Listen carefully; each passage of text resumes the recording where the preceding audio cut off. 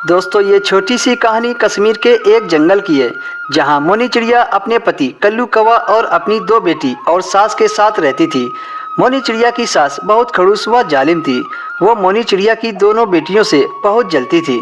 उसे तो बस पोते की ख्वाहिश थी। एक दिन मोनी चिड़िया की सास काली कौवी अपनी बहू से कहती है, पता नहीं ये मनुष्य मेरे घर में कहाँ से आ गई, अपने जैसी दो बेटियों को जन्म दे दिया और मेरा बेटा बेचारा कल्लू कौवा इन मनुष्यों की वजह से दिन रात खेत में काम करता रहता है। और ये देखो, इसे पति की पसंद के खाने का तो होश ही नहीं है। अपनी दोनों बेटियों को कैसे घी में चुपड़ चुपड़ कर रोटियां खिला रही है। माँ जी, आप ये कैसी बातें कर रही हैं? मेरी दोनों बेटी कल से भूखी हैं, उन्होंने कल से कुछ नहीं खाया है, इसलिए मैं इन्हें तेल में चुपड़ कर रोटियां खिला रही हूँ और आप इसे घी बता रही हैं। मुझे 2 साल हो गए इस घर में आए, घी खाना तो दूर देखा तक नहीं है। बहुत जुबान चलने लगी है तेरी। चल ये रोटी मुझे दो, मैं इन्हें कुत्तों को खिला दूंगी। कम से कम कुत्ता घर की रखवाली तो करेगा। तेरी बेटियां मुझे क्या देंगी? कुछ सालों में ये दोनों बड़ी हो जाएंगी और फिर मुझे और मेरे बेटे को चिंता होती रहेगी। ये कहकर काली कौवी वहाँ से चली जाती है। मोनी चिड़िया की बेटी अपनी माँ से कहती है, माँ, मेरी दादी हमसे इतनी नफरत क्यों करती है? सब बच्चों की दादी तो इतनी अच्छी होती है, लेकिन मेरी बुढ़िया दादी तो बहुत खड़ूस है। बेटा, बड़ों को ऐसे नहीं कहते, बुरी बात होती है। आज के बाद ऐसा कभी मत बोलना। तभी मोनी चिड़िया के घर में चमेली कौवी मिठाई लेकर आती है।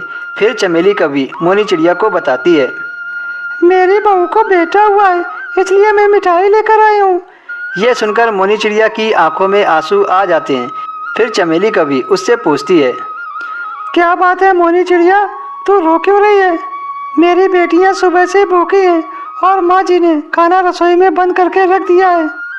मोनी चिड़िया, मैं काली कौवी के परिवार को अच्छे से जानती हूँ। जब तक तुम उसे बेटा नहीं दोगी तब तक वो तुम्हारे साथ ऐसा ही करती रहेगी। बल्कि उसने तो कहा है कि वह कल्लू कौवा की दूसरी शादी कर देगी। इतना कहकर चमेली कौवी वहाँ से चली जाती है। और चमेली कौवी के जाने के बाद मोनी चिड़िया एक निर्णय लेती है और अपने आप से कहती है, मुझे ये घर छोड़कर चले जाना चाहिए, क्योंकि अगर मुझे बेटी फिर से पैदा हो गई तो मेरी सास मुझे घर से निकाल देगी। इतना कहकर मोनी चिड़िया अपने बच्चों को बैलगाड़ी में बैठाती है और दूसरे गांव की तरफ निकल पड़ती है।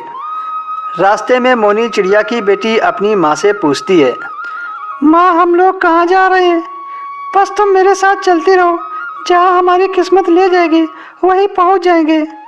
मोनी चिड़िया चलते चलते दूसरे जंगल पहुँच जाती है। वहाँ देखती है कई सारे पक्षी एक साथ बैठकर खाना खा रहे थे।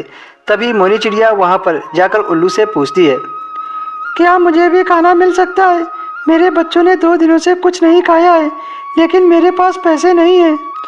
यहाँ गरीब पक्षियों को फ्री में खाना खिलाया जाता है, तुम भी जाकर खाना खा लो। मोनी चिड़िया और उसकी दोनों बेटी आज पेट भरकर खाना खाती हैं। थोड़ी देर बाद उस जंगल का मुखिया वहाँ पर आ जाता है और मोनी चिड़िया मुखिया को सारी बात बता देती है कि कैसे वो अपना घर छोड़कर आई है। तुम चिंता मत करो बहन, अब तुम इस जंगल में आ गई हो। यहाँ पर तुम पक्षियों के लिए खाना बना दिया करो, इसके बदले में तुम्हें पैसे भी मिलेंगे और मैं कल ही तुम्हारी बेटियों का स्कूल में दाखिला करवा दूंगा। मुखिया मोनी चिड़िया को रहने के लिए एक घर दे देता है। मोनी चिड़िया उस घर में हंसी खुशी रहने लगती है।